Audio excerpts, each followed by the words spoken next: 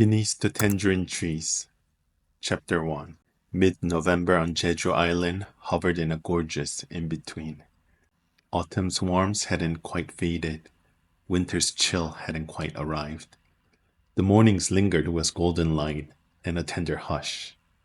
There sat an orchard of tangled tangerine trees, branches heavy with ripe fruit. Sunlight filtered through leaves, turning everything it touched slightly magical, like a fond memory come to life. The only sounds were bird songs. Under the trees, two boys stood breathing in unison. Their eyes were closed, foreheads almost touching. The world seemed to lean closer with them. Without a warning, they kissed, slow, soft, trembling, like a sunrise breaking through memory. Eugene didn't move. He knew this moment held more than nostalgia. It was alive with possibility. Then Han pressed forward just enough, lips barely brushing. In the blink of an eyelid, it vanished. Eugene opened his eye to not Han, but a tangerine, smushed gently against his lips. Eugene lay on the wooden floor, wrapped in a blanket. Han stepped inside, crate in hand, towel folded over his arm. His eyes met Eugene's, still holding the tangerine. A moment of perfect stillness passed before Han said nothing and just waited. Eugene? Eugene jolted awake, instinctively yanking the blanket up his shoulders. The tangerine dragged clumsily across his cheek before dropping with a quiet thud. A few more rolled away underfoot, disturbed by the motion. Somewhere beside him, the crate hit the floor with a soft clatter. Han stood in the doorway, arms at his sides, watching. His expression remained unreadable, neither amused nor alarmed, just quietly observing, as if trying to decide whether to say something or simply leave Eugene to his citrus-induced shame. Eugene blinked rapidly, struggling to orient himself, and then muttered under his breath, "I was dreaming." The silence hung, made heavier by his own awareness. It didn't help that Han hadn't looked away once. Eugene could feel every second pass. Han didn't laugh. He didn't tease. He just stood there. Eugene sank a little lower into the blanket. He felt ridiculous, embarrassed, and very much awake now. Han's lips finally curved, just slightly, into a lopsided half-smile. "Damn, didn't know tangerines were your type." Eugene froze, clutching the blanket with one hand and the poor, innocent tangerine with the other, as though either could shield him from what had just happened. For a second, he stared down at the fruit. It was perfectly round. It really had been a beautiful tangerine. Han gave the softest, shortest chuckle, just enough to break the tension. Not mockery, something else, something gentler. Eugene, despite himself, breathed. The next time Han appeared, he brought a dessert. Just placed it on the table with both hands, his expression quietly proud. A soft hollow of light hit the glaze just right, casting a gentle sheen over the tangerine top tart. Eugene blinked. The gesture said more than words. Han had made something for him, without asking. He didn't know what to say, so he didn't. Instead, he picked up the fork, studied the glossy surface, and took a bite. At first, there was nothing. Then a jolt. His eyes flew open. The spoon dropped with a faint clatter. He sat frozen in horror, like his taste bud had just staged a rebellion. A sharp, briny confusion spread across his tongue. Across the table, Han looked up. A pause. Then he frowned, picked up the small container from the prep tray, turned it in his hand, and visibly paled. He pressed his palm to his forehead with a soft, regretful thud. "I mistook salt for sugar." Eugene didn't respond, not right away, stunned by the chaos on his tongue. Han quietly slid a glass of orange juice toward him. Eugene accepted the glass like a peace offering. The juice was cold, bright, almost cleansing. Han watched him cautiously. There was a beat of silence between them, awkward, amused, and a little tender in spite of everything. You okay? Eugene blinked once, then nodded slowly. Han winced again, but he didn't offer excuses, only a quiet promise as he leaned back with a smile.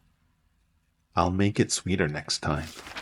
Later that evening, the dessert incident was already half forgotten, buried under awkward cleanup and Han's quiet apology.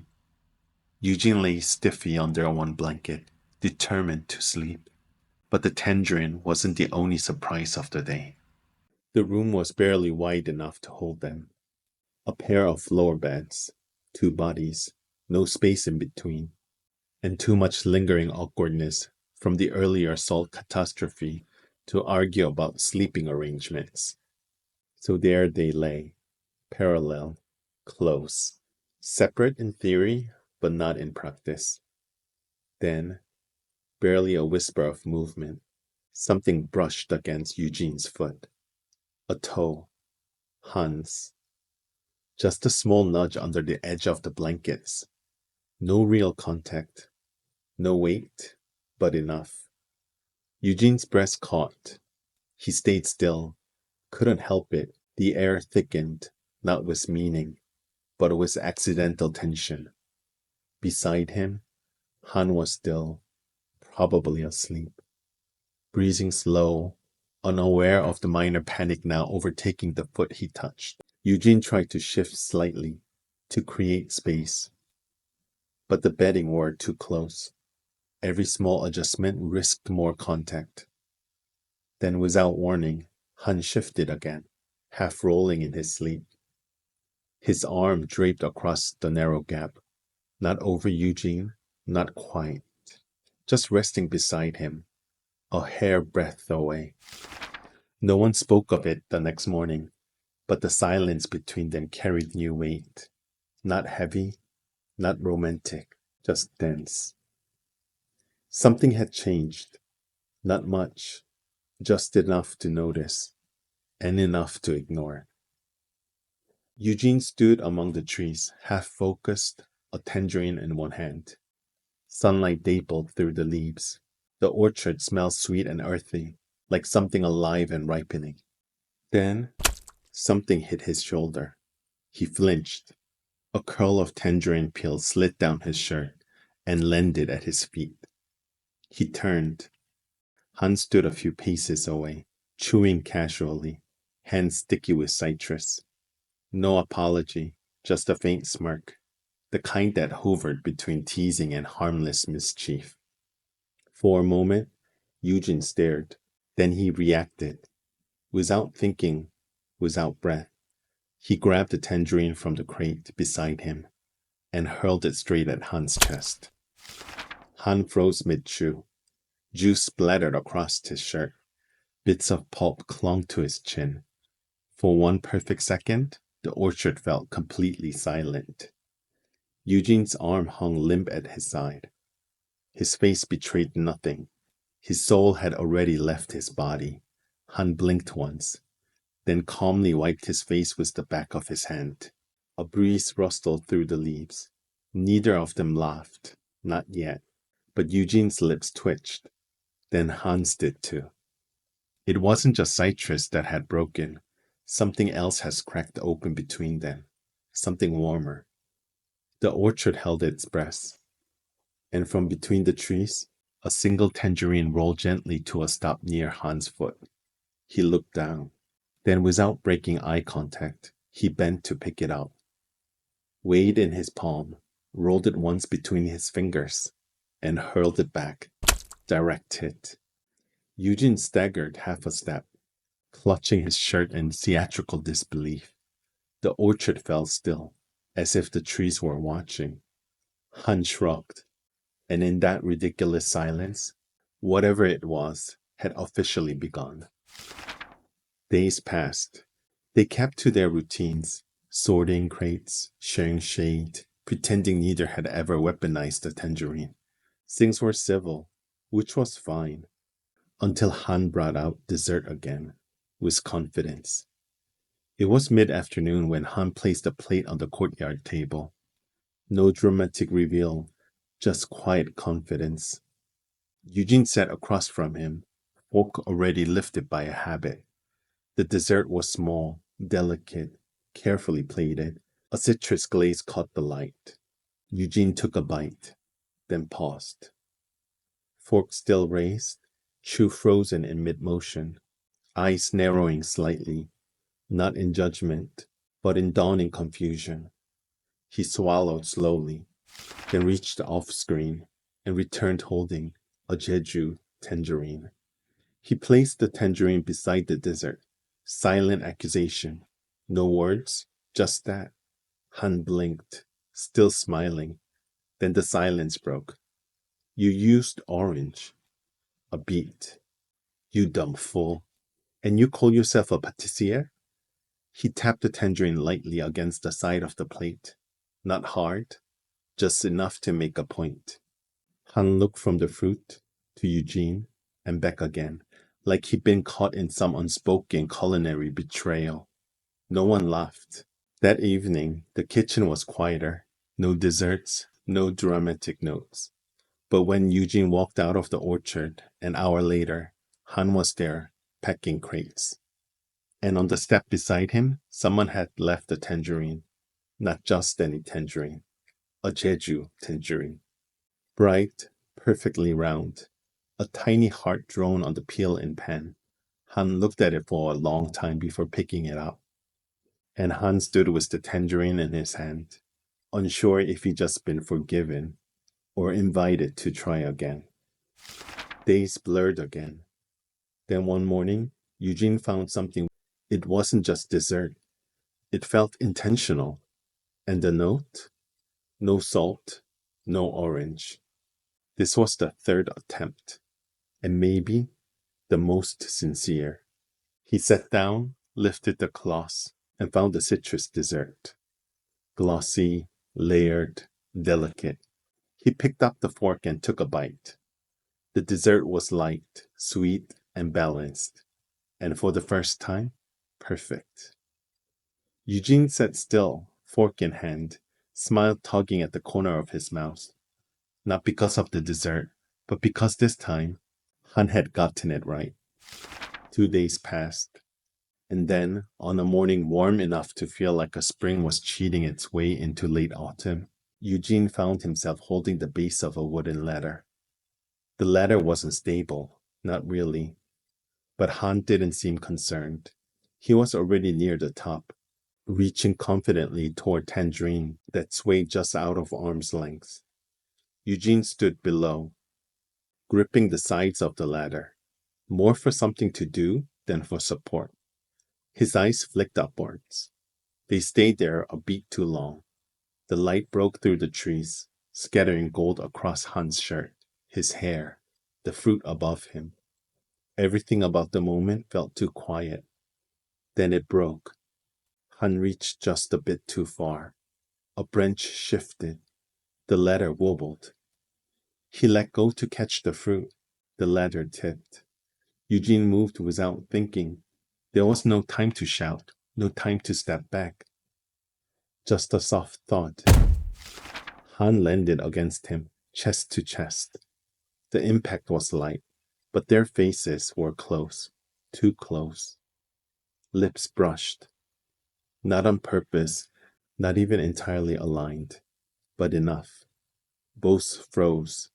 Eugene's heart stuttered. Han didn't move, didn't laugh, didn't flinch. He simply stayed still.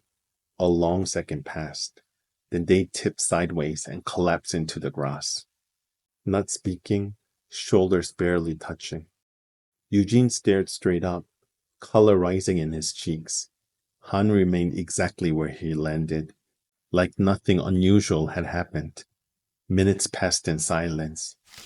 Then Han's hand moved, just slightly. Fingers brushed against Eugene's. then curled around them, and Eugene didn't pull away. "I know you wanted a perfect moment," Han said. There was no reply. There didn't need to be. The moment wasn't perfect, but it was theirs. And in the quiet beneath the tangerine trees, something shifted. It didn't shout, it didn't shine, but it was there. Beneath the Tangerine Trees, Chapter 2. The gravel crunched beneath Han's shoes as he walked up the orchard path. A month before, everything spiraled into citrus-fueled chaos.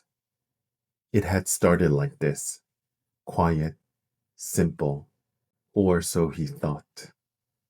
This was supposed to be a reset. Tangerines, silence, sleep.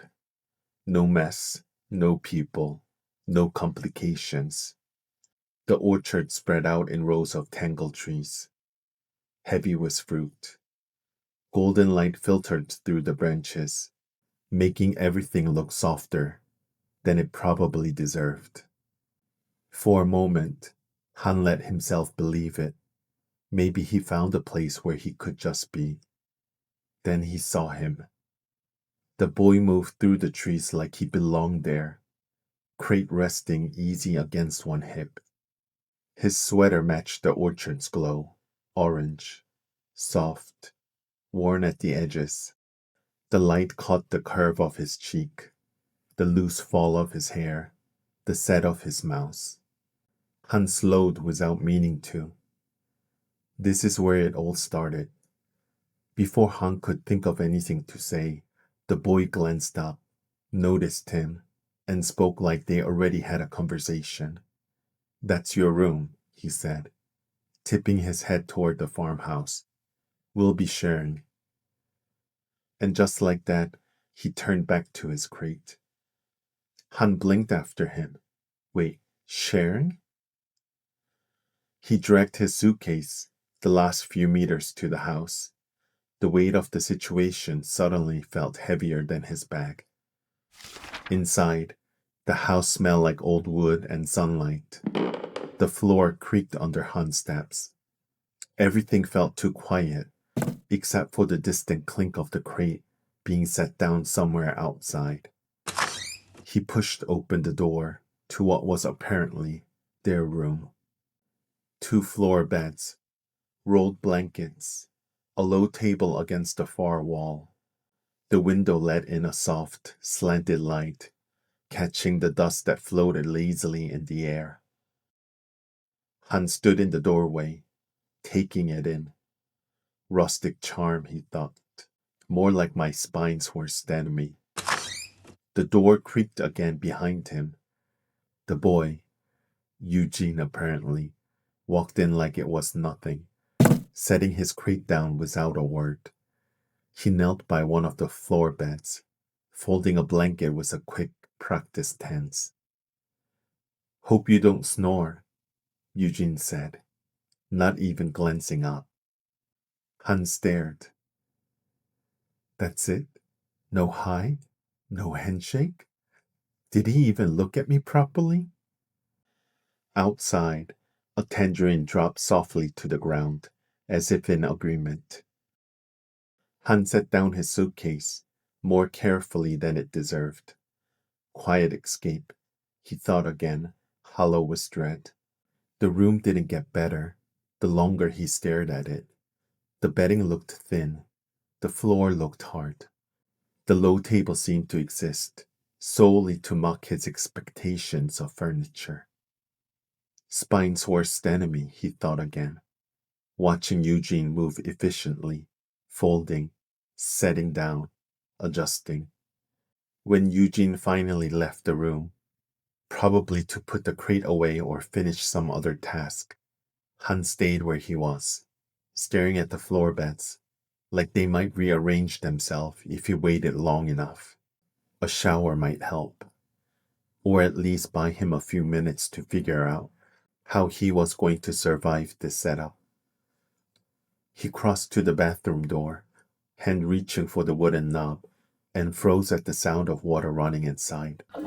He hadn't noticed it at first, soft and steady through the thick wood. Before he could retreat, Eugene's voice came from behind the door. It locks for a reason. Han froze, caught mid-motion like a guilt intruder. Oh, shared bathroom, of course. He sighed, stepping back like the doorknob had burned him. What else? One fork? A single towel? Am I going to have to barter for a toilet paper? That night, he lay stiff on the floor bed, arms pinned at his sides, under the too thin blanket. The room glowed faintly blue in the moonlight, the window frame casting a crooked pattern on the floor. Beside him, Eugene slept, back turned, breathing soft and even, the kind of peaceful sleep Han suspected came easy to people who didn't care. Day one. I already want to scream into a tangerine. A soft snore sounded, not Eugene's. Maybe his own catching in his throat. Maybe the house's. He didn't care. This is going to be a chaos. He closed his eyes and hoped the floor beds wouldn't ruin his spine before morning. The morning sun wasn't gentle. It spilled over the orchard like it had something to prove. Too bright, too early. The sneeze came loud, sudden, ridiculous in the quiet. Eugene paused, glanced back over his shoulder, then kept walking. But that glance was enough. He looked back. He didn't have to. Han swallowed hard and forced his feet to move. By mid-morning, they settled into a rhythm, picking, stacking, carrying. When a tangerine thrown over Eugene's shoulders, Han barely caught it. You're slower than my grandma, Eugene said, tone dry, but not unkind. Han stared at the fruit in his hand. He's impossible. And yet, without knowing why, Han found himself smiling. The rhythm of the orchard had almost lured Han into believing the morning might pass without incident. But 2 hours of hauling crates, bending, lifting, balancing on uneven ground, it wore him down. His shoulder ached, his palm felt raw, and sweat clung to the back of his neck.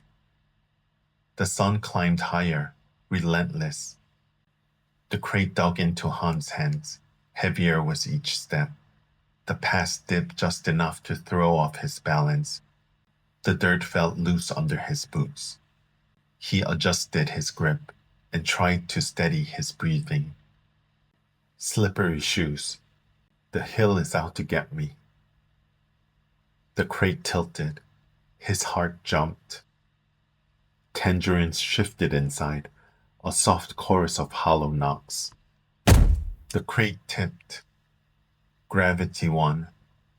Fruit tumbled into the grass, rolling across the slope. Some settled in the shade. Others stopped mid-hill, as if reconsidering escape. Han froze, chest tight, watching the small disaster unfold. Footsteps approached. Eugene came into view, carrying 2 crates, sleeves pushed up, pace easy. Han felt heat rise in his face. Eugene slowed, glanced over, and smirked. Wait, did he just smirk? That's illegal. Han opened his mouth before his pride could stop him. Okay, but like, physics and... Eugene didn't break stride. You look better when you're not talking, he said, dry as dust.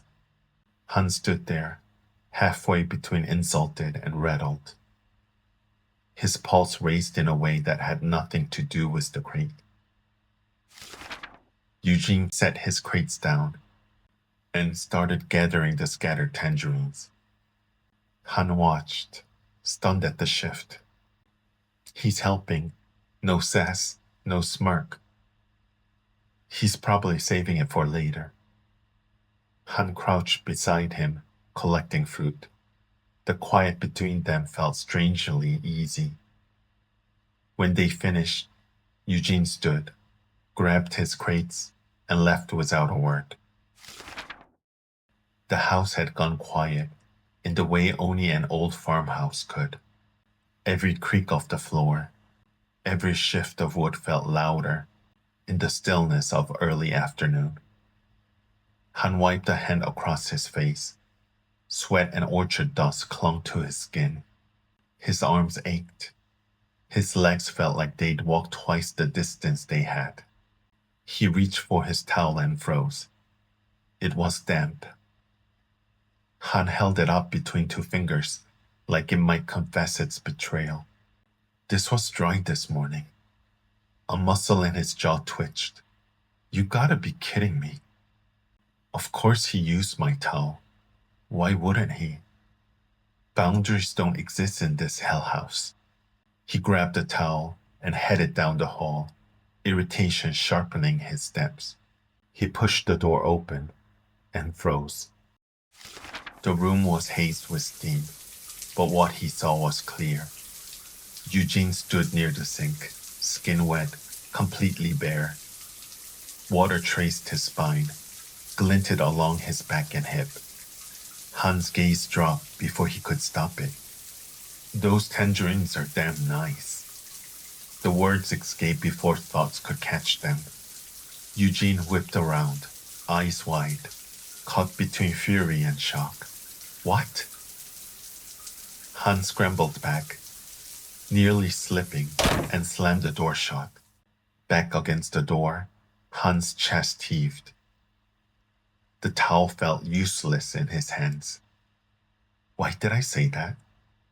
The words echoed in his head, louder each time. From behind the door, Eugene's voice cracked the silence. What the hell? Han winced, pressing his forehead to the wood. You're supposed to lock it, idiot. He muttered, more to himself than anyone else.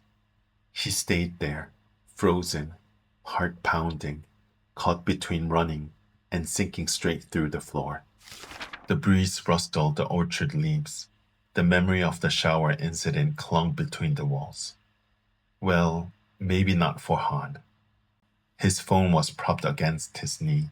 The video played again.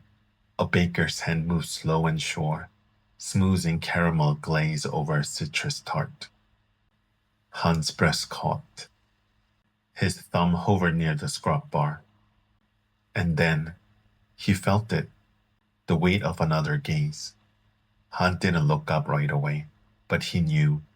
Eugene stood at the doorway, quiet, still, watching.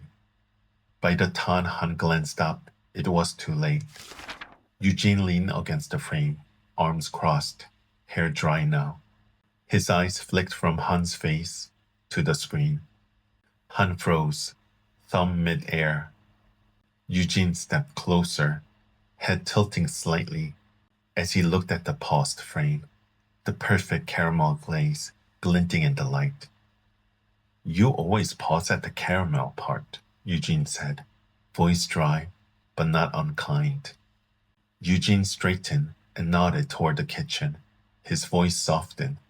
If you want, the kitchen's free. Han could only stare. The phone, Eugene, and then phone again. His heart pounded. He noticed. Eugene lingered a breath longer, then walked away, leaving Han with the glow of the screen and his own thudding pulse. Dusk settled slow. The crates were stacked, the tools put away. By the time they retreated inside, the house was dark, except for moonlight spilling through the windows. The night felt too quiet. Their floor beds barely fit in the narrow room. Han lay stiff, eyes on the ceiling, blanket pulled high. Eugene shifted in his sleep, shoulders brushing Han's arm. Warm skin against warm skin. It undid Han completely. He's asleep. I'm fine. This is fine. He's moving. Oh God. Shoulder, skin, Panic. My whole body is liability. His blanket tented awkwardly. Bathroom. Go. Outside, the air was sharp and clean. The tangerine trees glowed softly, fruit glinting like stars. Above, the sky was endless, and bright was the real ones. The breeze carried the orchard scent, sweet and alive. He stared at the trees, at the moon's pass across the sky. I want this. I really want this. His breast fogged in the cool air. Damn it. Beneath the Tangerine Trees, Chapter 3. There's a strange kind of quiet that settles when two people live side by side, but don't know what to make of each other.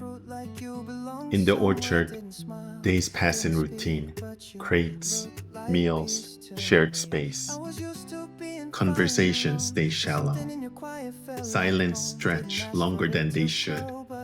And glances, they start to mean more than words. Eugene hadn't expected to care. Han wasn't trying to be noticed. But sometimes, noticing isn't a choice. This chapter takes place before anything was said out loud. No kiss, no questions, just tension. It was early October on Jeju Island, when the morning started cool, but ripened fast under a golden sun. The trees hadn't lost their summer weight yet, and neither had the orchard boys. 2 weeks into harvest, and Eugene had already memorized the rhythm of the place, the way the crates felt heavier after lunch, how the sunlight caught the trees just before noon, how the house creaked even when no one moved, and how Han stared. At first, Eugene thought he was imagining it, the way Han's gaze flicked over, not with warmth, not with interest, but something sharp. Like Eugene was a word that didn't translate well, a sound out of tune. It happened often enough to register, but not often enough to confront. Once while brushing a fallen leaf from a crate lid, Eugene glanced up and caught it. That look. Steady, quiet, focused. Han's expression was unreadable. Not mean, not kind, just something. And then, as if caught doing something indecent, Han looked away. Quick, smooth, like it had never happened. Eugene blinked, a little unsettled. He wasn't doing anything weird, was he? He tugged at the hem of his shirt, wiped the sweat from his neck, and moved on. But now, he noticed more. How Han never stared at anyone else that way. How his eye seems to land just a little too long on Eugene's hand when he peeled fruit. How his silence always arrived one beat too late, like he had to edit something before speaking. Eugene found himself watching back, unintentionally at first. And one morning, when Han's gaze met his mid-sip of orange juice, Eugene looked away first. Fast, clumsy. The glass clinked awkwardly against his teeth. Han didn't flinch, just tilted his head slightly, like he'd been waiting for something ridiculous to happen. You always drink like you're under surveillance. Eugene wiped his mouth, keeping his tone even. Didn't know I was being watched. Han gave the faintest shrug, eyes on the horizon. Wasn't watching. You're just loud. There was no heat in it, just observation. That's Han, he thought. Cool, detached, mildly irritating. Definitely not interested. I was overthinking it. He reached for another slice of fruit. When he looked back up, Han was already gone. Eugene stayed seated, eyes trailing the rim of his cup. Then, a knock at the gate. 3 short taps. Not urgent, just official.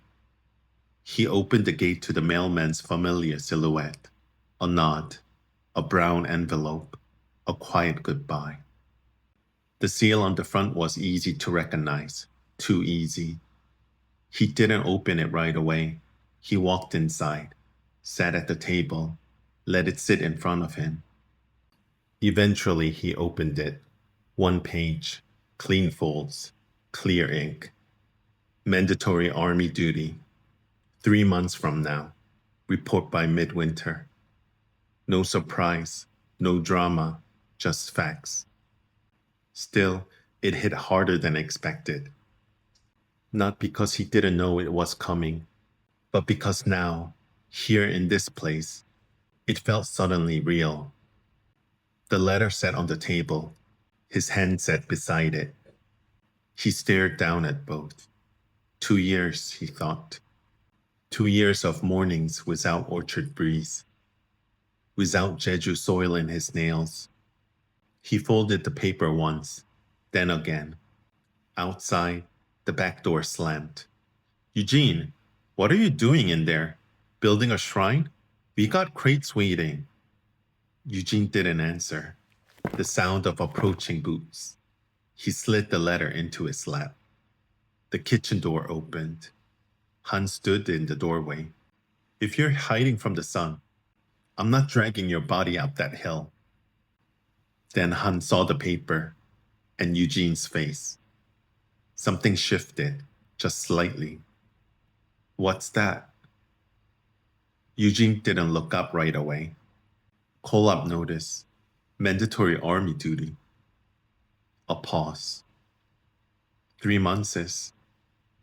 Han didn't speak, didn't move, didn't joke. Then, you're gonna die out there. Eugene let out a half a breath, part laugh, part something else. Guess I'll have to toughen up. Han turned, grabbed a bottle from the counter, didn't look back. Be ready at sunrise.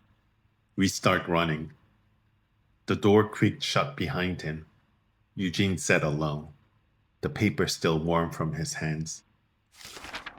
Eugene barely stirred when the floor bed beside him shifted. Then, wake up. A pause. It's not even light out. That's the point. Shoes, 10 minutes. Unless you want to collapse on day one and die from humility. Eugene cracked one eye open. Han was already dressed to run. The man was annoyingly prepared. They met at the edge of the farm pass, just as the first light turned the horizon soft gold. Jeju's old stonewall passes stretched ahead, lined with black volcanic rock, built to guide the wind and break it at once. Han ran ahead with ease, only slowing when Eugene's steps got too ragged to ignore. Then, to Eugene's surprise, slowed his pace, just a bit. At the top of the hill, a break in the stone revealed the sea, morning light flickering off the tide, like someone had scattered silver leaves across the waves. Han stopped, tossed his water bottle aside, reached for his shirt, and peeled it off. No hesitation, just off and over. Eugene caught it in the corner of his vision, and then fully. The light hit Han's back like something intentional. Broad shoulders, tanned skin. Eugene looked away, and then looked back. Then, almost without thinking, he tugged off his own shirt. By the time he realized what he'd done, Han had already turned halfway toward him. Their eyes didn't quite meet, but something in Han's expression paused. Not smirking, not teasing, just paused. Then, like nothing happened, Han looked back to the sea. Eugene stood there, sweaty, shirtless, unsure why his heart was suddenly louder than his footsteps. The sea stretched wide and blue, framed by the uneven ridges of Jeju's coast. Neither said anything at first.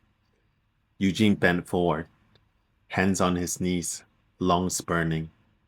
Han stood beside him, Then Han pulled out his water bottle, took a slow drink, turned, and wordlessly held it out. Eugene blinked, then took it. Their fingers didn't touch, but the closeness sparked something anyway. He drank, too fast, and wiped his mouth on the back of his hand. You didn't throw up. Impressive. Han smirked. The kind that never stayed long enough to read fully. Eugene bent again, catching his breath. Dust on his legs, sweat on his brow. Then Han said, "Come on, keep moving. Cool down walk, or your legs will lock. You're not my..." Never mind. They started walking again. The orchard was quiet as they re-entered its shade. Cooler now, softer. Han tossed him his shirt without turning around. "Try not to die before breakfast." Eugene caught it, didn't answer. But when Han glanced over his shoulder a moment later, Eugene was still looking at him. Night crept in slowly. The orchard dimmed behind the farmhouse, swallowed by shadow and the hush of insects waking up. In the courtyard, string lights buzzed softly overhead. A small grill glowed at its center, smoke curling into warm night. Eugene sat cross-legged at the table, sleeves rolled, a bottle of soju open between them. Across from him, Han crouched by the grill, tongs in hand, flipping thick slice of Jeju black pork. The scent was intoxicating, char, fat, oil. Neither had spoken much, but there was no tension, just anticipation, something too quiet to name. Han poured for Eugene first, then himself. They clinked glasses without ceremony. "To pain," Han said. "And protein," Eugene replied. They drank. The pork sizzled. A drop of fat popped onto Han's wrist. He hissed, shook it off. They ate in silence for a while. Meat, sauce, garlic. Another round poured. Then Han, without looking up, "You gonna talk about it?" Eugene paused mid-bite, didn't answer. Han didn't push, just reached for the tongs again. Eugene watched the way Han's fingers moved, precise, relaxed, familiar. It was so casual, this whole night. It shouldn't have felt loaded, but it did. The third shot hit harder, not enough to blur, just enough to unravel the careful quiet Eugene carried. Eugene softly said, "It's just 3 months. That's what they all say," Han replied. The sentence landed flat between them. Eugene laughed, not quite bitter. "You sound like a war vet. Mandatory service does that to you." A beat. "Besides, someone has to teach you to run straight." Eugene rolled his eyes. "Consider it emotional prep," Han smirked. When they finally stood, their plates were empty. The soju bottle was down to its last drops. Eugene gathered the dishes. Han grabbed the grill tray. Inside, the kitchen was dim and quiet, just the sound of water and ceramic. Eugene stood at the sink, sponge in hand. They didn't speak, but something in the silence felt more honest than before. Like they said everything without really saying anything. The water ran, the sky darkened, and somewhere in that quiet clatter of dishes, Eugene realized he didn't want the night to end. Han set the last dish on the rack, dried his hands, stretched. Then as he turned to leave, "Tomorrow, 6 a.m., jog, sleep tight." Eugene stared at the sink. So much for sleeping. Next morning, the Ron had wrecked Eugene's calves. He nearly tripped twice and gasped through half the incline. Han, on the other hand, jogged beside him like it was casual stroll. Now steam rolled out of the bathroom. Han emerged barefoot, towel low around his hips, another draped around his neck, like he lived his whole life walking out of showers in front of someone else. Eugene was still toweling sweat off his neck when their eyes met. He looked away instantly. It wasn't about surprise anymore. It was about what he noticed now, what he let himself notice. Kitchen's almost empty. I'm going into town, Han said, grabbing his keys. You need anything? Han asked. Eugene didn't answer right away. I'll be back soon. Then the door clicked shut. Eugene wandered the kitchen with no destination. It was only 10 minutes later that Eugene realized he hadn't touched his coffee. The silence wasn't peaceful. It was wrong. The room felt like it had been paused. He washed a single cup, sat at the table, peeled a tangerine, but didn't eat it. His phone buzzed once. He didn't check. He opened the drawer, closed it, and opened it again. Eugene didn't do anything useful, didn't leave the house, didn't play music. By the time the screen door finally creaked again, Han stepped in, wind in his hair, sleeves rolled up, face slightly flushed from the breeze. Eugene looked up so fast, he nearly dropped the fork in his hand. Han didn't comment, just reached into one of the bags and held something out. Neatly packed kimbap. You didn't ask, but I figured. Eugene took it without speaking, opened it, ate one piece, chewed slowly. He didn't smile, didn't thank him. Han moved through the kitchen like he'd never left, unpacking groceries, filling the fridge, humming something tuneless under his breath. Eugene didn't speak. He just watched. It wasn't attraction exactly, not just that. It was the ache of missing someone before they're even gone, and realizing how much space they take up, even in silence. Han straightened, caught him looking. Then very lightly, Han raised an eyebrow. What? Never seen a man put away tofu? Eugene blinked, looked down, shoved another kimbap slice in his mouth. Han smiled, just a flicker, and returned to the fridge. No more was said, but something between them, quiet, curious, kept unfolding. It started with glances, quick, unspoken, too brief to be anything, too often to mean nothing. A tangerine flicked across the courtyard. An arm brushed in the dark. They never talked about any of it, but it was there. Then came the fall, no warning, followed by a kiss. Eugene didn't pull away, and Han didn't forget. This is the moment after, where silence gets louder, and questions begin to take shape. This is Beneath the Tangerine Trees, Chapter 4. I tried to ask, I did, just not out loud. The light had changed. It was warmer now, low and angled, cutting across the trees in thin lines. The kind of light that softened things, made even the quiet look like it was glowing. Han stayed still. One hand was pressed into the grass beneath him. The other hovered just above Eugene's chest. Not quite touching now, but close enough to feel the heat of it.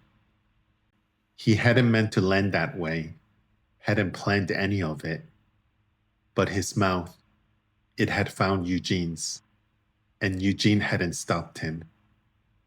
They weren't speaking, not yet, just breathing in the same space. Han sat back slowly, one movement at a time. His knee caught on a root, and he used it as an excuse to look down, to focus on something other than the space between them. Eugene blinked, still not saying anything. His lips were slightly parted. Han smiled at him, just barely, and then let the smile fade, not because he was hiding it, but because it had already done its part. The orchard was still, no wind, just the thick weight of air and the smell of fruit hanging ripe on the trees. For a moment, nothing moved. Then Eugene stood, brushed off his pants. Not rushed, just quiet, composed. Han stayed sitting a little longer, watching, thinking, then got up too. And before he could change his mind, he reached out and hugged Eugene. No warning, no question, just both arms, wrapped, chin to shoulder. Eugene made a sound, startled, half laugh, half protest. Han didn't let go right away. He spoke into Eugene's ear, voice low. Bet you didn't see that coming. Eugene pulled back, hands on Han's chest now, not pushing hard, just creating space. Han grinned. What? He said, eyes bright. I thought it was perfect. Eugene squinted at him. One sharp, questioning look, eyes narrowing like a dare. Han winked. Then you kiss me next time. Eugene's expression shifted. He tried not to smile, but he failed. They took the same path back, but nothing about it felt the same.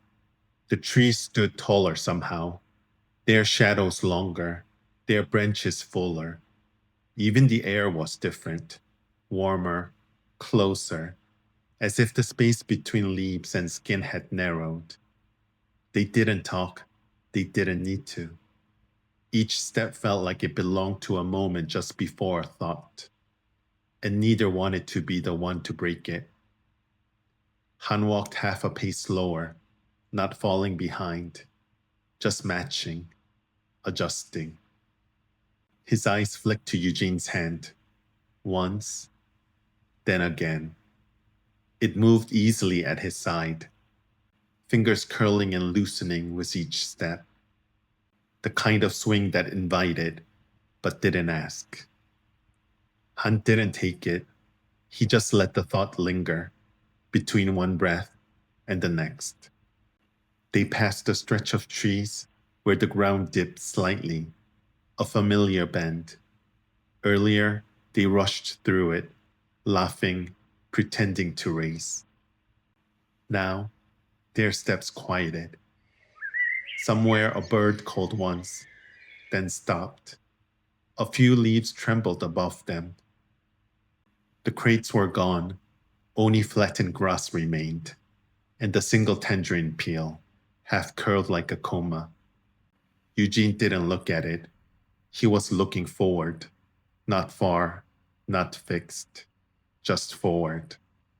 Han slowed near the road. The sun had dropped below the canopy now, casting the sky in a cool lavender haze. Not quite twilight, not yet. They reached the open dirt where the trees gave way to the world again. The road ahead was empty, quiet.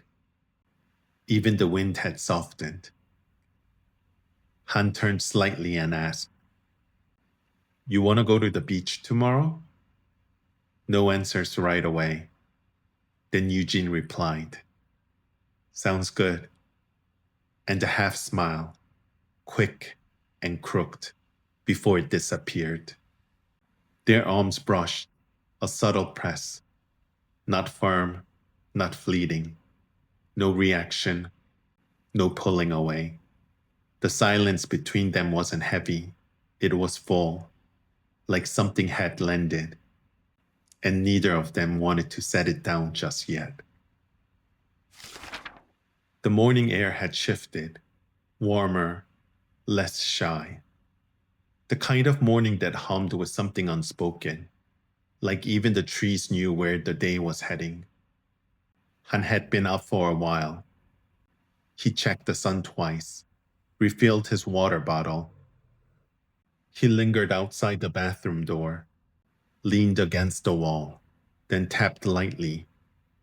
"You alive in there?" From inside, Eugene's voice, still low and half asleep. "Just a few more minutes." Han sighed, but smiled to himself. He peeled a small tangerine from the kitchen bowl, juice sticking slightly to his fingers. Behind the door, water shutting off, a drawer sliding, then silence. Finally, Eugene emerged. Hair damp, shirt half buttoned. "I forgot my swimsuit," he said flatly. Han blinked. "Seriously?" Eugene shrugged. "It's probably in my laundry bag. I'll find it. Just wait." He turned towards the beds. Han tossed the tangerine peel in the bin. He waited and waited, shifted his weight, patted his pockets, counted to 10, twice. Still no Eugene. Finally, Han crossed the room, stepped close, and gently took Eugene's wrist. "Let's go." Eugene looked up, one sock half on, hand deep in a duffel. "You can swim in your shorts," he said, grinning. "Or don't. We'll match." Eugene stared at him. "What? It's not like I haven't seen yours." Eugene now caught somewhere between tired, surprised, and amused. Then he laughed. "Okay, just my socks, promise. Just 1 minute." After quiet moments and hesitant preparation, they left the cabin behind. The path to Woljeongni Beach stretched before them, a gentle invitation to something new. The air was crisp, filled with the scent of salt and pine. Between them, unspoken words hovered lightly, carried away by the breeze. The water was muted blue-gray, gentle waves curling lazily beneath a low sky heavy with soft clouds. Eugene walked ahead. Han followed a few steps behind, trying to catch the subtle curve of Eugene's neck beneath tousled hair. Han's eyes lingered on Eugene's longer than he meant to. Suddenly, Eugene stopped and jabbed Han's arm lightly. "You're looking at me too much," he said, scanning the quiet shore. "People's eyes are here, you know." Han blinked, a little caught off guard. The words were teasing, but beneath them lay something softer, something that made Han feel exposed. Eugene's grin softened. "You embarrassed?" Han forced a smile. Eugene nudged him gently. They stepped closer to the water's edge, where pebbles glistened damply under the muted light. Han inhaled deeply, steadying himself amid the cool hush and distant waves. Eugene glanced over. Their eyes met. Stillness stretched between them. No words needed. Han shifted beside Eugene, the damp sand cool beneath their feet. His heart was steady, but loud in his chest. He wanted to say the words, the one that might change everything. He looked at Eugene, eyes searching. The moment hung on the edge of a breath. A bright splash of color bounced nearby.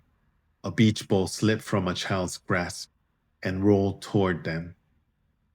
The child shouted, feet pounding on sand as he chased after it. Han blinked. Eugene smiled, watching the chase. The moment shattered like a wave pulling back. Han hesitated, swallowed. The moment broke. The question remained unspoken.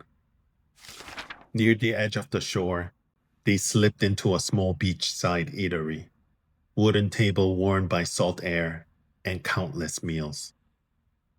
They sat close to a window, sunlight filtering through fishing nets, and drying squid hung overhead. A steaming bowl of seaweed soup was set before each of them, rich, salty, flecked with tender stripes of seaweed and tofu. Han stirred his seaweed soup, stealing glances at Eugene.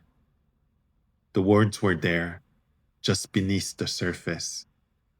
He opened his mouth to say something, then stopped. Before he could try again, the shop's old lady approached. "Eugene, how's the family farm during these days?" she said warmly, hands folded. Eugene smiled politely, shrugging. "Keeping busy, as always." Han smiled awkwardly, words still caught. The lady nodded knowingly. Then she left them, leaving a gentle quiet in her wake. Han tried again, voice low. "So, about earlier," but Eugene shook his head slightly, a quiet signal to hold off. After their quiet lunch by the sea, the sun was beginning to dip, casting long shadows over the sand. Nearby, the farm's old pickup truck waited. Han climbed into the driver's seat, Eugene sliding in beside him. The drive back was calm and steady. The quiet between them wasn't uncomfortable, just familiar and slow, like the afternoon light fading around them. Han glanced over, gathering courage. "Hey," before Han could finish, Eugene reached out, flicked on the radio. "This is my favorite," Eugene said softly. The intro of Tangerine Pop pulsed gently. Han smiled, letting the music speak for him. When they reached the farm, the sun bathed the tangerine trees in a soft golden glow. Han pushed open the barn door, inhaling the warm, earthy scent inside. Eugene followed closely, ready to finish the day's work. The sun had slipped behind the hills, the orchard softened into shadows.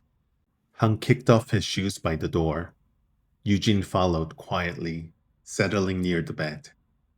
The room held the quiet they hadn't spoken all day, and in that silence, everything waited. They washed up quietly, cool water on their hands, the faint scrape of towels. Han caught Eugene's reflection in the mirror for a moment. No words, just a shared look. The bedroom was dim. Only a silver of moonlight spilled through the window, tracing patterns across wooden floor. Han and Eugene sat side by side at the edge of the bed, not touching, not speaking, just breathing. The quiet stretched. Han's gaze flicked to Eugene's, catching the way his shoulder rose and fell with each breath. He wanted to reach out, to ask the question that lingered like a whisper in the dark. But the words wouldn't come. Instead, Han shifted closer, just enough for Eugene to notice. Their knees brushed. Eugene's eyes met Han's. A slow smile traced Eugene's lips. Han returned it. The night held them softly, a moment suspended between what was said and what was waiting to be. Han took a breath, gathering courage. "Are we boyfriends?" he asked, voice barely above a whisper. Eugene looked at him, eyes steady and warm. "Yeah, but in 1 month, he said. "I know," Han replied. No more words were needed. Han leaned in, their lips meeting in a soft, deliberate kiss. When they parted, Han smiled. He reached over and flicked off the bedside lamp. "Now let's get to the fun part." In the orchard of Jeju, Eugene and Han circled each other for weeks, teasing, arguing, hiding more than they said, until one night, a fall into the grass, a kiss that left no room for doubt, and the quiet confession they both been holding back. They had found each other, and in the hush that followed, the orchard seemed to breeze with them. The tangerines hung heavy on their branches. Days unfolded in the rhythms they didn't rush to change, and nights that ended closer than they began. But somewhere beneath the warmth, both of them knew this couldn't last forever. This is Beneath the Tangerine Trees, Chapter 5, 1 month to Sunrise. The orchard didn't look different. Same rows, same trees, same cool breath of morning air rolling in from the sea. But the way they moved in it, that had changed. It wasn't the kind of shift anyone would notice at first. Not unless you were watching closely. Not unless you've been here before the fall, before the kiss. Han was already in the row Eugene had started, sleeves rolled neatly, his shoulders shifting with each lift of a crate. Eugene slowed without meaning to. You're going to wreck your back lifting them like that. Han glanced over his shoulder, smirk small but certain. Worried about me? Eugene plucked a tangerine, turning it in his hand before dropping it into his crate. Worried about having to explain why you're suddenly useless. They worked without hurrying, Eugene reaching high, Han crouching low, crates filling between them. Every so often their hands brushed when passing fruits across. Neither pulled away. At the end of the row, they stopped to swap out full crates for empties. Footstep crunch on the dirt path. Eugene's father appeared at the turn of the row, a cap pulled low, gloves tucked in his back pocket. He paused, looking between them, not long, but long enough. Getting along better these days? He said it simply, but his eyes lingered on Eugene's a fraction longer before moving past them to the next row. Boots crunching, no more words. Eugene reached for another tangerine, but when he glanced up, Han was watching him. Han gave the smallest wink. Eugene shook his head, but the corner of his mouth betrayed him. The silence between them carried more now, and neither of them seemed in a hurry to put it down. They kept moving down the next row, side by side now, their steps falling into the same rhythm. The orchard already knew, and maybe so did Eugene's father. The orchard rested when the rain moved in. Just a house that sounded larger than usual, and the morning that didn't insist on hurry. Han rolled his sleeves and began setting ingredients on the counter in neat rows. Flour, sugar, eggs, butter. Eugene stood in the doorway, hair still damp from a quick rinse, watching the small, careful order take shape. Measure in grams, Han said, not looking up. Eugene stepped closer, the window fogging slightly with kitchen heat. The scent arrived before the cool did, sharp sweet citrus rising through the room, warming the edges of the rain. Han worked by feel and fraction. Eugene learned by watching how the butter disappeared into the flour, how zest lifted the bowl when it should have made it heavy, how quiet made the kitchen larger. He asked, not loudly, why Han kept doing this. Han didn't answer with numbers. He said almost in passing that one day he wanted to open a dessert shop, something small, maybe built around tangerine. The words were light, but they stayed, and Eugene found himself picturing it before he could stop. The air carrying citrus and sugar, the front window glowing in light, Han behind the counter dusted with flour. It wasn't much, just an image, but it felt like it belonged somewhere. Han didn't say the rest until the crust went into the tin. The tart took the oven like it belonged there. While it baked, the kitchen held there quite easily. Spoons tapped dry, a cup set down. When the timer gave it small permission, Han cut a slice before the glaze could decide to shine or settle. The scent rose quick and bright against the rain. "You taste first," Eugene said, voice low enough to blur into the kitchen hum. "I'm not throwing up again." Han's shoulders shook once in a silent laugh. Then he gave a quick overdone gagging. Eugene's eyes narrowed, but the faintest smile pulled through. Footsteps crossed the hall. Eugene's father appeared in the doorway. Without a word, he picked up the fork, took a bite, and set it back down. "You good?" he said simply. Han's eyes found Eugene's. A small, slow mouthing of, "See, I'm good." Eugene's father didn't leave right away. His eyes moved once between them again, unreadable, before landing on the window where the rain had begun to thin. "I've got to head out near Sangsan tomorrow," he said after a moment. "If you boys need a ride, I can drop you guys off early." The words were casual, but they carried more weight than they needed to. Then he turned and left, the sound of his boots fading down the hall. Eugene only smoothed the edge of the plate with one fingertip. Han's smile stayed, but his voice softened. "Do you think he knows?" Eugene didn't look up. "He knows the orchard."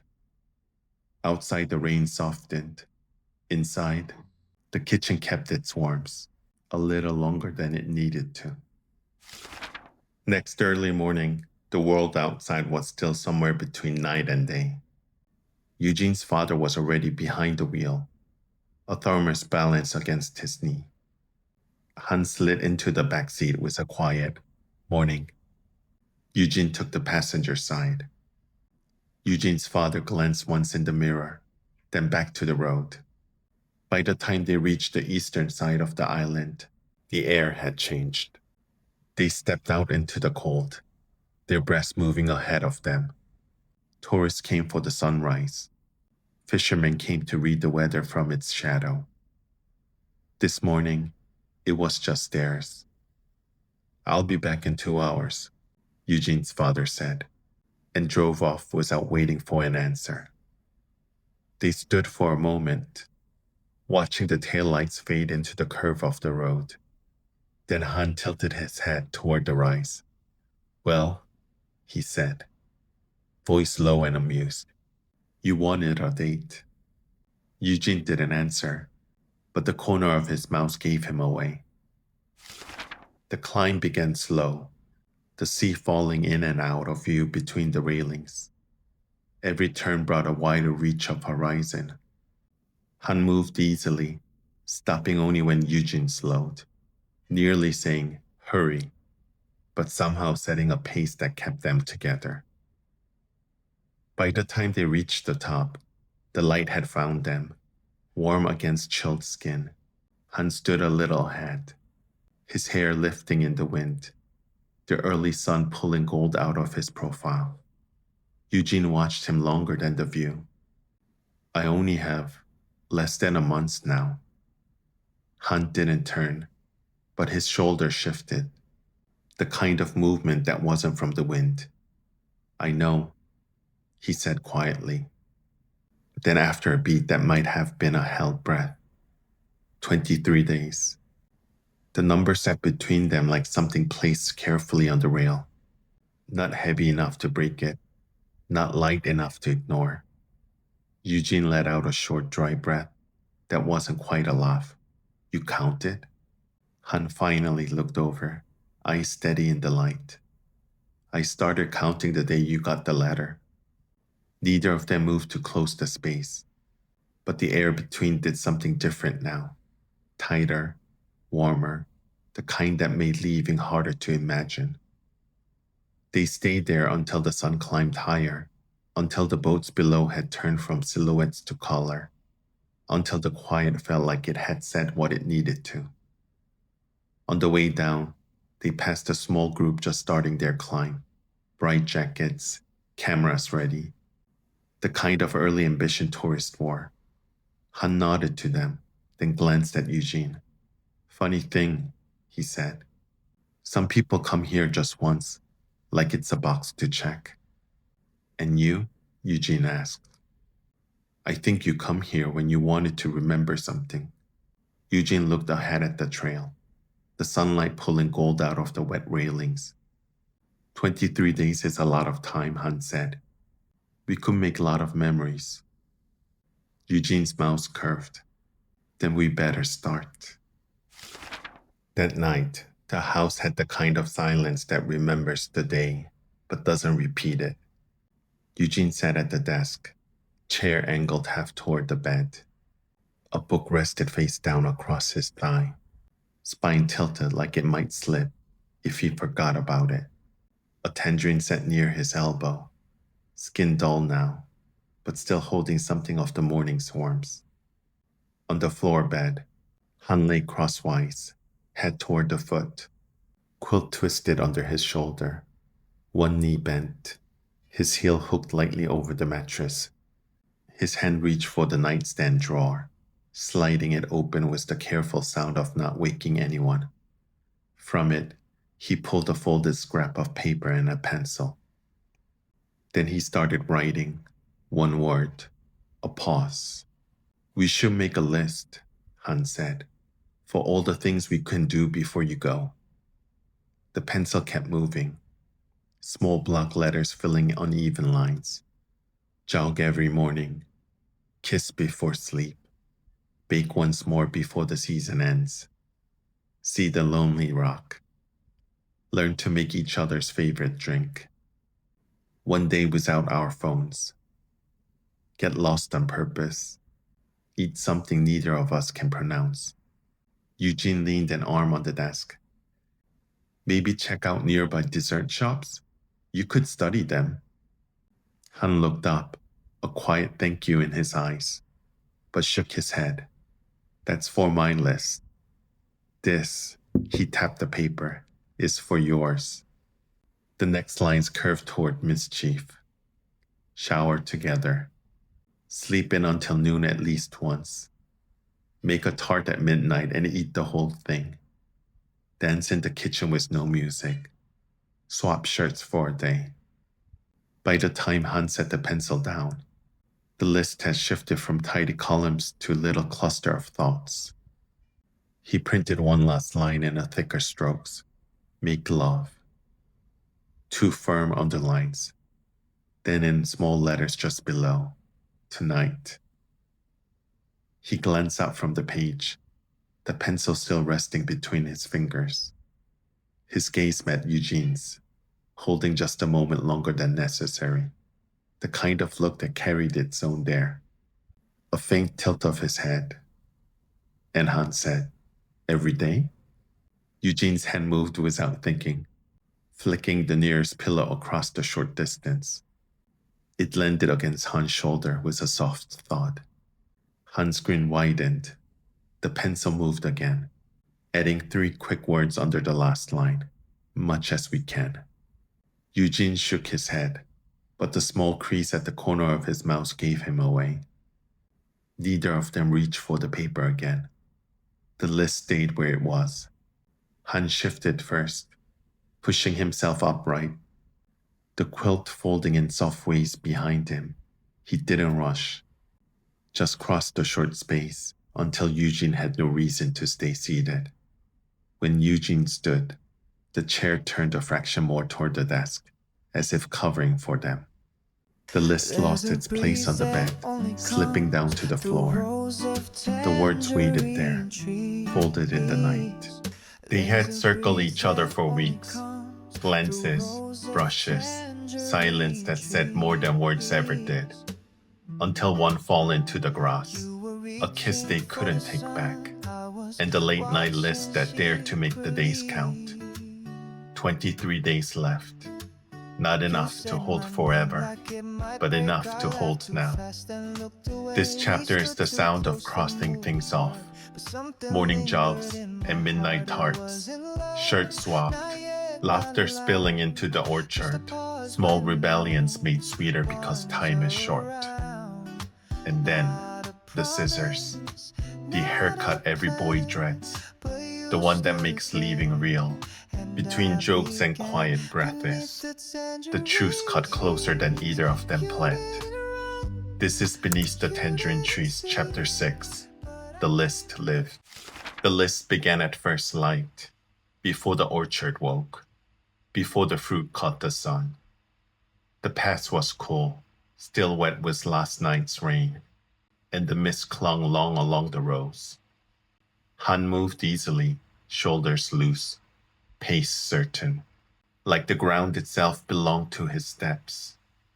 Eugene kept close, not trying to win, not willing to fall away. Each breath marked in the air, each exhale visible before fading back into silence. Han lengthened his stride. Eugene followed. Not a race, not quite, but the kind of push that said, I see you, I'm still here. They didn't speak. Words would have broken it. Instead, the orchard carried them, branches arched above, dew falling from leaves with each shake of wind. Somewhere, a gull called once and was gone. The ground sloped. Han leaned forward, breast steady, shirt clinging to his back. Eugene matched, jaw set, a quiet sound caught between effort and something else. A laugh, maybe, or just the sound of holding on. By the time they reached the rise beyond the trees, the sun had pulled itself into view. A pale circle, casting long shadows back into the orchard. They stopped together, hands braced on knees, breasts rising hard, then softening. No one said first line done. No one needed to. The orchard knew. The list had begun. After the run came the wash, not the kind with steam, not the kind that lingered. This one was simpler. A basin on the floor, a dipper, a body bent forward. Han said it was quicker this way, the way recruits did it. Forward wash, no time for comfort. Eugene leaned in, palms on his knees, hair falling toward the ground. Han tipped the dipper. Water spread across dark strands, over the curve of his neck, through fabric already clinging to skin. He made a small sound, half sputter, half laugh. Han smirked, but didn't stop. The dipper tipped again, faster this time, deliberate, playful. Eugene flinched, turned his head, but not fast enough. His sleeves caught the spray, his shoulder darkening in patches. It was no longer a wash. It was a fight. Eugene's hand shot out, caught the dipper, sent water spilling in return. Han blinked at the shock of it, then laughed. Bright, unguarded, the kind that filled the whole hut. They went back and forth, basin to dipper, dipper to air, air to floor. Each splash louder, each laugh breaking softer. The room was drenched in minutes, walls streaked, floor shining with puddles, clothes heavy on skin. Then it stopped, the dipper empty, the basin nearly drained. Only the sound of water sliding down walls. Han lowered the dipper, his smile still there, but smaller now, something else resting under it. Want to just do it?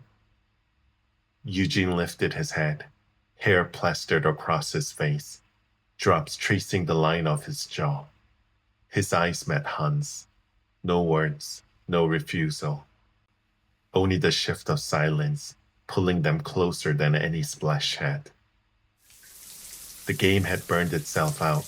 What remained was something steadier. Bare shoulders, skin warmed beneath cold water. Two figures under the same stream. Nothing hidden, nothing rushed. The wash had changed. Not army, not quick, not forgettable. This one would stay, just closer. They stayed wrapped in towels, skin still cooling from the wash. The room smelled of damp clothes and soap, the air thick with steam that hadn't yet settled. Eugene reached first, his towel pressed lightly to Han's hair, rougher than it needed to be, but careful all the same. Han bent forward a little, letting him. His own towel hung loose across his shoulders, slipping whenever he moved. For a moment, the slit revealed more than it covered. Skin damp, the curve of a shoulder, the quiet that came with noticing. Eugene didn't say anything. He just kept drying Han's hair until the towel in his hand was heavier than when he'd begun. When he moved to the corner, he lifted their clothes, still dripping from the splash. "Give me your towel. I'll wash these out too." Han glanced over, one brow raised, but he loosened it. The towel slid from his waist, dropped into Eugene's hands. For a second, it left him bare. Eugene held the bundle against his chest. He just turned for the door, muttering something about laundry. The room stayed quiet after. Only the soap dripped from the rafters. The faint creak of floorboards as Han moved. He crossed to the clothes chest, opened it, pulled out a fresh shirt, then paused. His hand brushed against one that wasn't his, orange, bright, even in the dim light. Han smiled to himself, slipping into the shirt, then reaching for another piece, orange briefs folded neatly at the bottom. They fit close, too close, but he didn't mind. Han was already dressed when Eugene came back, not in his own clothes, in orange instead. Shirt snug at the chest, briefs too bright to belong to him. Eugene stopped in the doorway, still bare from the laundry. For a second, the room held still, one half hidden, the other exposed. Nothing left to cover the silence. Han cracked first, Eugene followed. The sound caught on itself, awkward and bright, filling the small cabin more than words ever could. They weren't laughing at each other, not really, only at how close they already come and how little there was left to hide. Han reached back into the chest. This time he pulled out a folded polo, the pale beige one, and a clean pair of his own briefs. He crossed the room slowly, the boards creaking under his steps, and held them out. No words, just the offering. Eugene glanced once at the bundle, then at Han in his orange. The corner of his mouth lifted, a quiet exhale breaking through again. The trade was never even, not his shirt, not his skin. But in the silence that followed, they both knew, closer was enough. Han didn't answer with words. He only set the bundle of clothes in Eugene's hands, then turned toward the desk. The list was still there, edges curled, ink pressed heavy from the night before. He picked up the pen and without hesitation, crossed 3 lines through. Jog every morning, shower together, swap clothes for a day. Eugene stayed by the door, wearing Han's things. The polo hung loose. Han's scent clung faint at the collar. Watching Han in his, cut the mark straight through the list. The list wasn't finished, not even close, but 3 lines gone meant something more than paper. It meant the morning was already theirs. The orchard had ended heavy that day, basket filled, shoulders sore, hands raw from pulling fruits down. Most of the trees had already given themselves over. The rest would follow soon. The season was almost finished. But here, in the small kitchen, with 1 lamp and 1 bowl, the orchard still lingered. Chocolate whipped thick, zest folded in. The faint sting of citrus cut sharp through the sweetness. Scooped a spoonful, held it across the space. Eugene waited a moment too long, then leaned forward, lips closing around the cold metal. The mousse melted quick, sweet, bitter, bright with fruit at the end. He didn't speak, but the corner of his mouth curved, just enough. Han smirked back, dipped again, this time for himself. The mousse was too good to stop there, too soft, too sweet. Eugene reached across, dipped his finger into the mousse, lifted it slow to his own lips. The taste was darker this way, sweeter. The citrus cut sharper at the end. He dipped again. This time he didn't taste it himself. He held his hand down, fingers raised toward Han. Han hesitated, just a breath, just a glance at Eugene's eyes, then leaned in. His lips closed around the finger, soft, slow. The air shifted. Still sweet, still bitter, still citrus bright, but closer now. When Eugene lowered his hand, Han didn't move back. The space between them was already gone.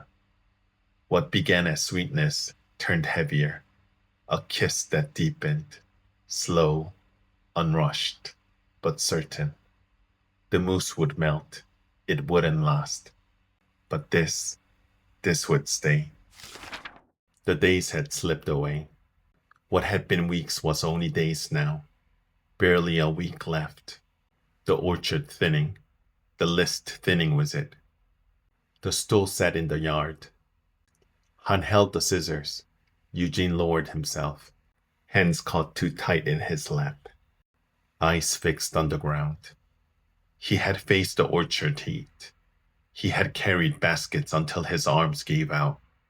But this felt heavier. The sound was nothing, just metal closing, but it shook through him all the same.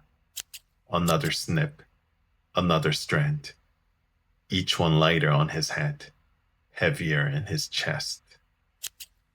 Eugene shifted once, as if to rise, but Han's hand came to his shoulders, steady, grounding, no words, only the quiet weight of his palm. Eugene swallowed hard, a pulse of shame already rising for something not yet finished. Hair slid down his neck, caught against his collar, fell in small piles at his feet. When it was done, Eugene raised a hand, felt a cut, short, uneven against his fingers. Not wrong, not bad, just bare. The shame came quick, hot against his skin. He turned his face away, eyes fixed anywhere but at Han. Han stepped around the stool, close now. Close enough that Eugene could feel his shadow fall over him. "You look cute," Han said. Eugene shook his head once, but the flush deepened. The shame pulled tight in his chest, until Han bent, pressed his lips to his forehead, and let them rest there. The orchard held its silence. The week ahead still waited, but for that moment, the shame eased, not gone, not yet. Only lighter, where Han's lips had been. The orchard gave them 2 months, 60 mornings to wake to the same light, 60 nights to lie close. But even the longest harvest has its end, and now only 5 days remain. 5 days to finish their list, 5 days to hold on to what they built, 5 days before goodbye becomes real. The orchard has watched them from the first awkward touches, to the first kiss, to every moment that became more than they expected. This is where it all gathers, the last fruit, the last kiss beneath the trees, the last night before parting. This is Beneath the Tangerine Trees, Chapter 7. It was more than a kiss. The morning had barely begun. The light was still faint, too weak to climb the hills, the room holding on to the night's chill. Eugene was asleep, deeper than he had been in days. One hand curled loose against the pillow, His lips parted slightly, a slow, steady breath, slipping out with each rise of his chest. The blanket had pulled half down. Han moved carefully around the room, every action measured against the stillness. He bent to pick up his shirt from the chair, lifting it without a scrape. The floor groaned once beneath him, and he froze, eyes flicking back to Eugene. Nothing. The boy didn't stir. Han slipped out into the washroom, water splashing sharp against his skin, cold enough to steal his breath. Most mornings, he would have laced his shoes after, jogged the orchard rows until the sun rose, until his legs ached and the day felt lighter. But not this morning. Today, the run could wait. When Han stepped back inside, the room hadn't changed. Eugene hadn't changed. Blanket high, lashes dark against his skin. Han sat at the edge of the floor bed, towel tossed aside. He leaned back on his palms and let his gaze linger, piece by piece. The faint hollow in his cheek, pressed in by sleep. The way his fingers twitched once, then stilled. The steady curve of his breath, unbothered, unaware. Han tried to memorize it, as if staring long enough might carve it into memory. He thought of all the things he would miss. Not the sharp teasing, not even the kisses. But this, the quiet, the ordinary, the proof that someone could rest this close to him and trust the morning to come. He thought back to the first night on the floor bed, Eugene stiff beside him, the space between them wide as a wall. Now, there was no space at all, only this steady breathing. Eugene stirred, lashes fluttering, his eyes finally opening. Heavy with sleep, they found Han watching him. His voice was low, rough at the edges, but touched with quiet amusement as he asked, "You watching me sleep?" Han smirked, sharp and quick, but the weight in his chest stayed. "No," he said lightly, tone cutting like a knife. "Just making sure you're still breathing."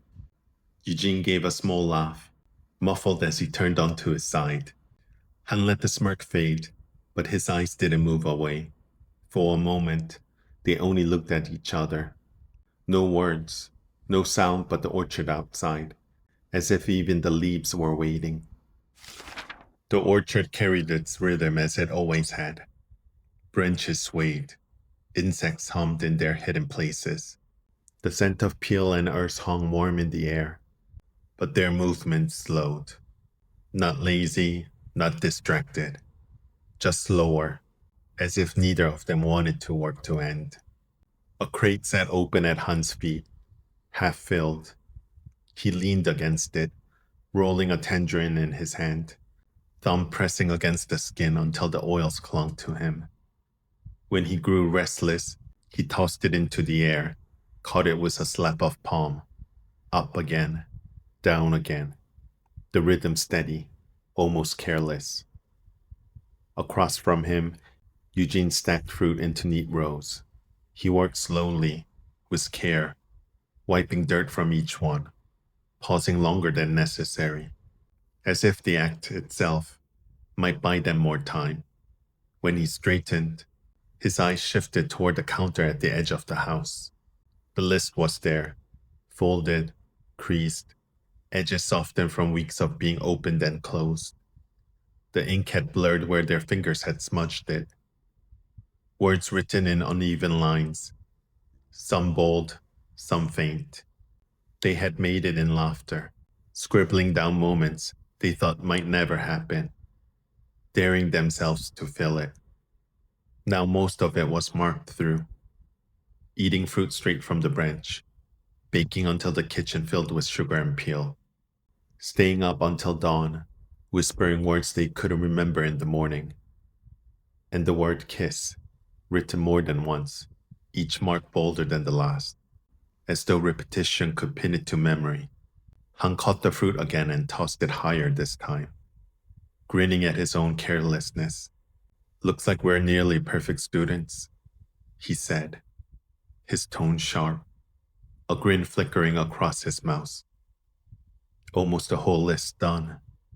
Eugene brushed his palm against his pants, then reached for the paper. He smoothed it open, eyes tracing down each crossed-out line until they stopped at the bottom. Lonely Rock. The words sat bare, untouched. No mark through them, no memory attached. He stared at it too long, the silence gathering around him. Then he folded the paper slowly, carefully, as though gentleness might soften what it meant. "Let's leave this one out," he said finally, voice steady. "I'm not lonely." Han caught the tangerine mid-air and didn't throw it again. His lip twitched, the way they always did, when he wanted to cut through heaviness with a joke. But nothing came. The orchard seemed to notice. A branch shifted through the air was still. Even the crates felt too loud when the wood cracked under Eugene's touch. Eugene set the folded page back on the crate, leaving his hand there a moment longer than needed. His fingers pressed flat, as if holding the words in place might change them. When he pulled away, the silence remained. Han leaned back against the crate, fruit still resting in his palm. He watched Eugene from the corner of his eye, but said nothing. And Eugene, with the page still warm in his hand, didn't speak either. It wasn't an empty silence. It wasn't heavy. It was full of what they had said already, and of everything they never would. The orchard had thinned. Rows once bowed with bright fruit now stood lighter, branches half bare. What clung to them were the strays. Sweet, but not for market. Good for juice, for jam. Desserts maybe. But desserts needed someone to eat them, and soon, no one would be here for that. Han set down a half-filled crate and rubbed the back of his neck, the work abandoned before it was finished. He glanced once at the rose, then at Eugene, and let a crooked smile curve across his mouth. "Don't worry," Han said, voice easy, almost careless. "I can manage the rest." Eugene's lips parted, as if to argue, but the words caught. The silence between them already carried too much. They left the tools where they stood, crates half packed, fruit still clinging, the orchard unfinished. Their steps fell into rhythm as they drifted down the path. The grass whispered underfoot. The breeze tugged at their sleeves.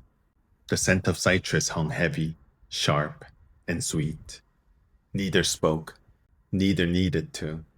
Both knew where the path led. It brought them to the same place. Here, beneath the tangerine trees, fruit had scattered into the dirt like marbles. Laughter had broken into surprise. A first kiss had come. Now there was no surprise. Han stepped closer, slow, certain, no joke in his eyes. The space between them dissolved. When his lips met Eugene's, the kiss was unhurried, but not soft. It carried weight. The warmth of mouths pressing closer, breath caught between them, the ache of something ending, even as it deepened. Eugene's hand rose to Han's shoulder, then slid up to the back of his neck, holding him there. Not pulling harder, not letting go. Their breaths tangled, the orchard pressing close around them. The air itself seemed to still. When they parted, their foreheads stayed close. Eugene's eyes opened slowly, his voice low, almost pleading. "Once more?" Han's breast caught. A faint laugh escaped him, not sharp, not mocking, but warm and unsteady. And then he kissed him again. This time longer, deeper. The orchard stood around them, still as memory already foaming. Branches swayed once, but no fruits fell. The silence wrapped tight, carrying everything they couldn't say. The orchard slipped behind them. Branches bowed and rows of green gave way to the open road. Han drove, both hands steady on the wheel, though his chest was not. Beside him, Eugene's father sat silent, eyes fixed on the stretch ahead, his breast deep but uneven. In the back, Eugene leaned into the window, his mother beside him, whispering small reminders about the bags, about timing. Her voice was gentle, but the words passed like air. The road wound them out of the fields. Green hills softened into farmland, then into concrete. The air lost its sweetness, replaced with heat rising from the road. Eugene shifted once, shoulders brushing the glass. His reflection blinked back at him from the window. He glanced forward at Han's profile, then dropped his gaze again. Han didn't look back, but his grip on the wheel tightened. From the passenger seat, his father cleared his throat, a sound meant to steady the silence, but it faded as quickly as it came. The city gathered around them, buildings stacked higher, signs pointed forward, departures, arrivals. Han exhaled once, long and low, as if trying not to let it sound. They parked. The car fell quiet, engine ticking as it cooled. Then doors opened. The noise of the airport spilled in, wheels clattering, voice echoing, announcements calling out. They crossed the concrete, through the sliding glass doors, into the wide mouths of the terminal. The air smelled of coffee, steel, and fuel. Every sound echoed too big, too sharp, swallowing anything small. Han walked at Eugene's side. The checkpoint rose ahead. Belts and trays, lines of people, officers waving them through. Here, only 3 could go forward. Han stopped. His hand tightened on the strap of the bag, then fell away. Eugene's father moved first into the line. His mother touched Eugene's arm, murmured something only for him. Eugene turned back. Then he stepped forward and closed the distance. Han opened his arm without a word. Eugene pressed into him, the hug rougher, longer than either had meant it to be. Han's chin touched his hair. Eugene's hand fisted in his shirt. Neither moved, neither let go. Finally, Eugene drew back. A half smile flickered at his lips, heavy but sure. Then, almost shy, he lifted a hand in a salute, crooked, awkward, not quite proper. But it carried weight all the same. "I'll return as a man," he said. His voice wavered, but the words held. Han's chest tightened, the faintest smirk tugging at the corner of his mouth. Eugene lowered his hand, turned, and followed his parents toward the line. He didn't say goodbye. He didn't need to. He turned. Han stood rooted, watching every step. At the screen door, Eugene looked back once. Han lifted a hand, not a wave, just a steady hold in the air. Eugene answered with the same, brief, certain, and then the door slid shut between them. Han drove back alone. The passenger seat was empty now. The road out to the airport curved past glass and steel, past signs pointing to gates. Traffic closed in, horns sharp in the air. Block by block, the city loosened. Buildings sin into houses, houses sin into fields, fields bent into hills. Green returned, the land rolling wider, the orchard waiting beyond it. But the drive felt longer this time. Every mile dragged, every turn pressed slower, as if the road itself didn't want to end. Han's hand stayed tight on the wheel. He kept his eyes forward, never to the side. And he thought, in 10 more days, he would be on this road again. Not returning to the orchard, not to Eugene, but leaving Jeju behind, back to Seoul. The thought pressed in heavier than the silence. The orchard would not wait for either of them. Months later, Han was back in Seoul. The city pressed around him, glass and steel stacked high, street restless, wires cutting the sky into lines. It was nothing like Jeju, nothing like the orchard. He stood at the counter of a narrow post office, the smell of ink and dust around him. The envelope was already sealed, the address written clear. His handwriting looked sharper here, almost too neat. He dropped the letter into the slot, a soft scrape of paper against metal. Outside, the air was thick with rain on concrete.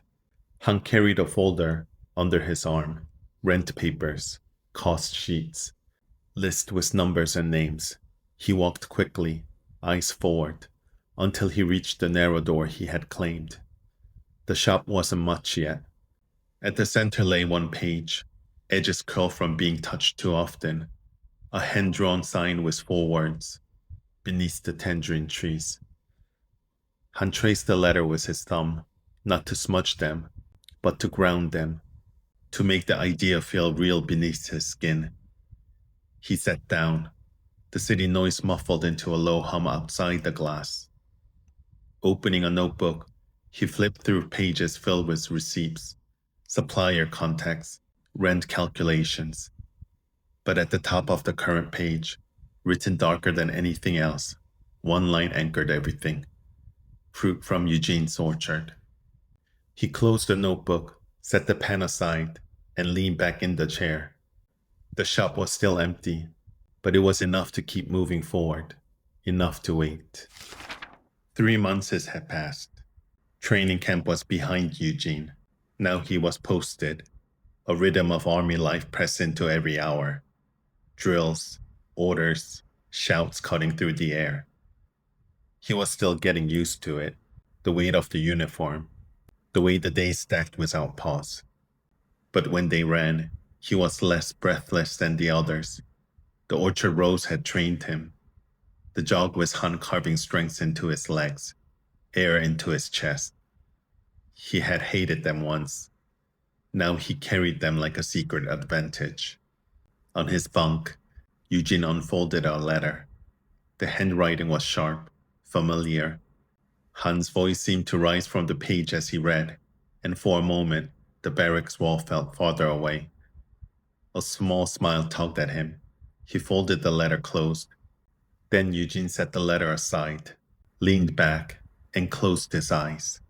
He thought to himself, "So did I get to kiss him?" The words caught in his chest. Well, it was more than a kiss. It was a promise. Just 15 more months, and we'll start again, together. This was Beneath the Tangerine Trees, a story of orchard mornings, of lists written in laughter, of kisses that became promises, and of goodbyes that were never really the end. Han found his way back to Seoul, carrying the orchard into his hands, turning memory into something new. Eugene carried the orchard in his breath. 15 months is marked, not by loneliness, but by the hope of what waited after. And though the orchard grew quiet, their story does not. It lingers, in every letter, in every fruit that ripens, in every promise not yet broken. Thank you for listening to this journey.